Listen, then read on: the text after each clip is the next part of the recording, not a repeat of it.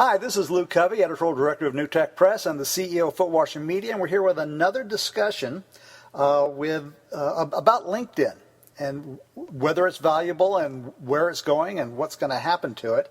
As I said in my previous post that we were going to be talking to a few other people to get their opinions on it, and we had Ida Rose Sylvester earlier last week. Today we have Todd Hirschberg, who was introduced to me by Ida Rose as a Lion or a LinkedIn open networker. At least he was. The Lion sobriquet goes with people that use LinkedIn quite a bit, have a lot of connections, and essentially open their door to just about anybody. I've identified myself as a Lion, but I'm nowhere near the level of that Todd is. And Todd is a marketer. He's the CEO of QuantumMark, and he is a mathematician, and he goes in and helps companies figure out what the heck is going on with their content. So, Todd, thank you for joining us. Well, thanks for having me, Lou. So, Todd, off the conversation here, we were talking about how you no longer participate on LinkedIn like you used to. Why is that? One of the problems that I've found is that LinkedIn, when it started, was a fantastic tool. It certainly beat the heck out of the old Rolodex where, I had piles of business cards taped to index cards in a little plastic box. This made it much, much easier to keep track of everyone. It was a database, in effect, where you could really cross-reference. I could say, oh, this is how I know this person. Fantastic in the old days. And back then, because I'm in marketing and the number of people I can interact with frequently affects my bottom line, the old saying, your network is your net worth. So back then, it wasn't that I was going out and saying, connect with me, connect with me, connect with me. But if people were reaching out to me, I was always happy to say, absolutely. If I had the time, absolutely say, let's hop on a 2-minute call. Let me know what you're after. Let me tell you what I'm about. But when you were getting 100 invitations a day, that wasn't always feasible. And you said, well, somewhere down the line, I may connect with them a little more deeply. Over time, however, that has changed. It turned out that a group of folks were basically using it as an email harvesting tool. So what they would do is they would have teams in, some third world country where they could pay pennies a day, have rooms full of people just setting up accounts and sending out invitations, trying to connect with as many people as possible just to be able to scrape email addresses.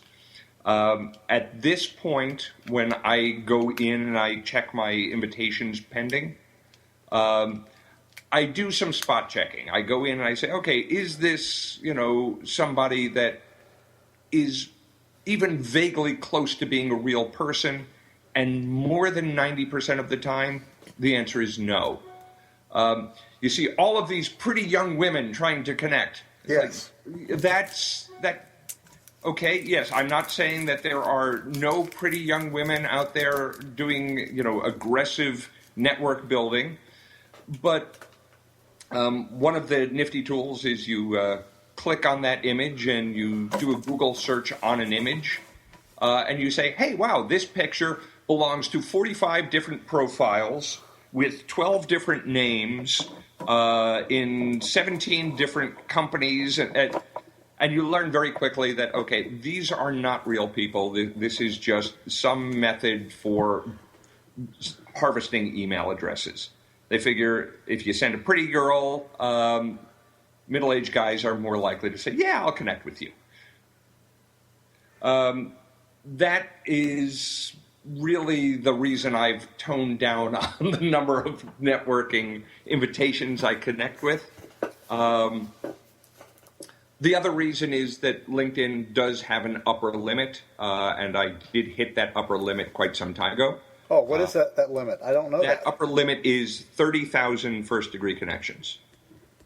Now, as far as how I reached that number, one of the useful tools that LinkedIn had for a while, they still have it, it's just far less useful, is the groups.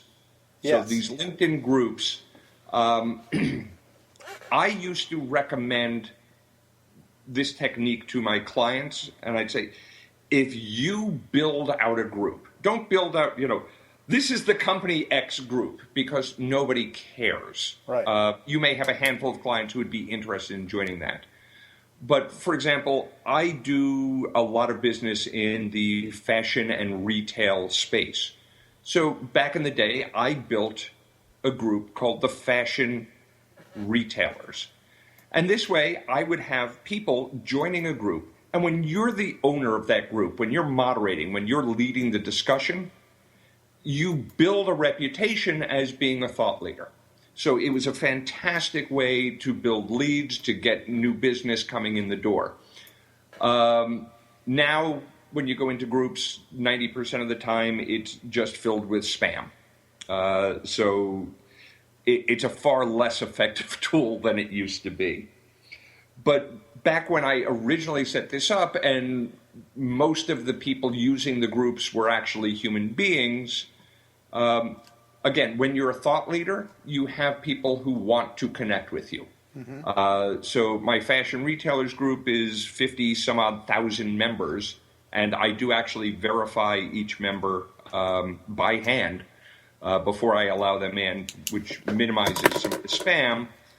But it also means I've got 50 some odd thousand individuals who want to connect with me as a thought leader. So those invitations come in on a regular basis, and I do try to accept as many as I can if I think it's going to be useful to them and to me. But again, when you have 50,000 people knocking on the door, you get to that 30,000 limit very, very quickly. Yeah. Okay. Well, actually, that was the point that I was going to bring up, is that I do have a fair share of spam. I don't have anywhere near the amount that you and Ida Rose talk about, but I think you're working in a much larger world than I am. But yes, I get the pretty girls asking to connect with me, and most of the time, I disregard them. But what I find is that most of them are coming out of the groups that I joined. And when I do an overview of a group and see where the contacts are coming from, if they are useless contacts, then I just leave the group. Right. That's what I tell other people to do as well. If you're not getting value out of a group within 3 months, leave it. Absolutely. And I think that's the problem that most people have with social media platforms altogether, is we developed a society that believes things should be instantaneous and work exactly the way we want them to work without any input from us. No, you have to work in order to get return. Yeah, and I think that's true not just in social media, but pretty much anywhere. Yeah, and the phrase that you use, I wrote this down because I think it's important, is that you verify by hand. Yes. You actually spend some time looking at these people, and it doesn't take that much time. It's really very little time to do that process. Bring up the profile, do a search on the image. It takes seconds. If the image pulls up, 400 names, very simple. Go in, not just ignore, but block that user. Yeah.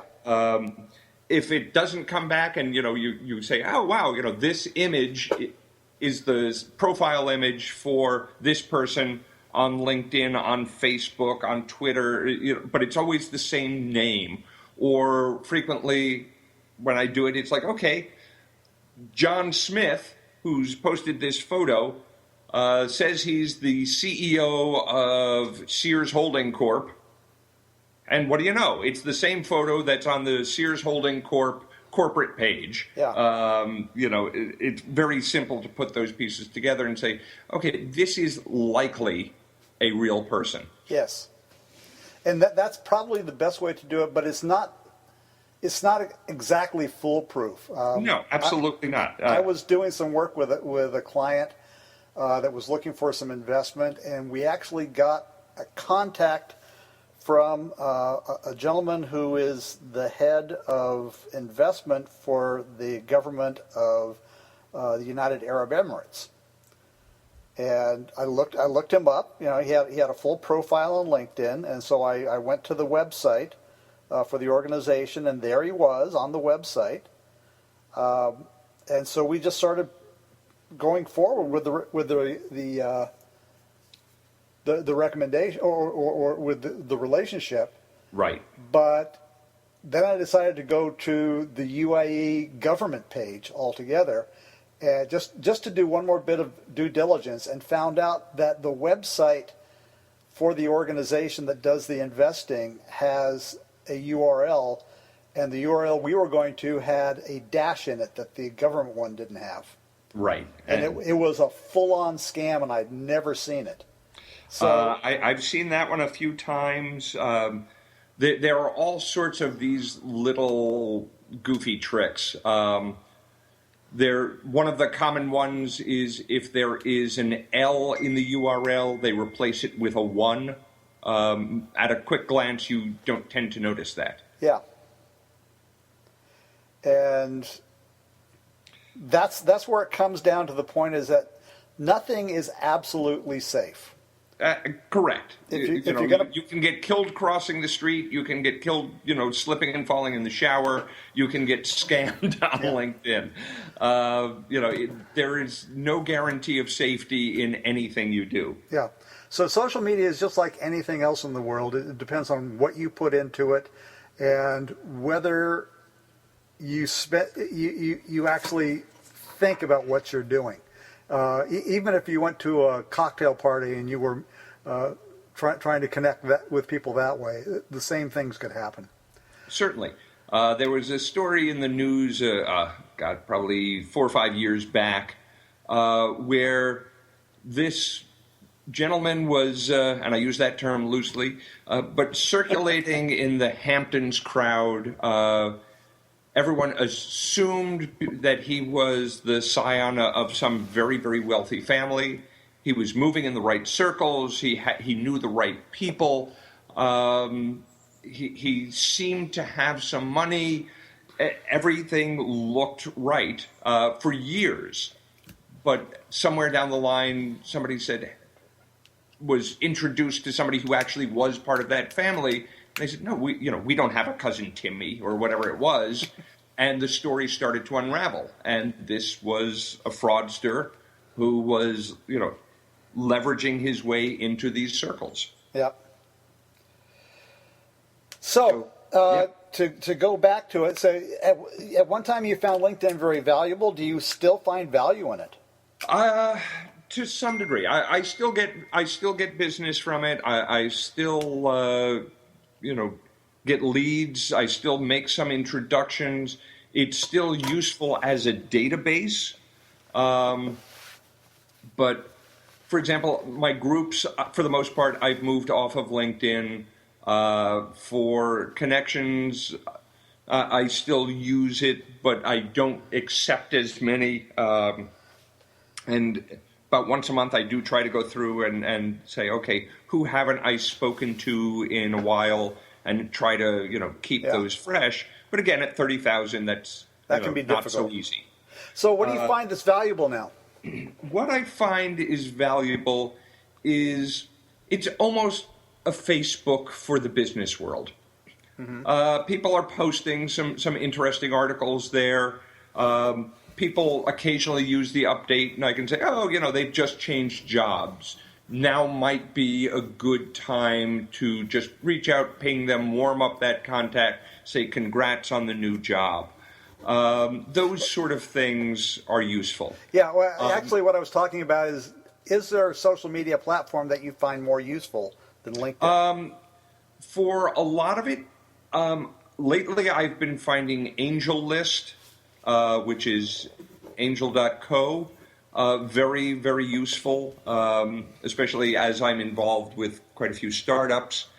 I've been finding Facebook starting to become a valuable business networking tool. whereas it used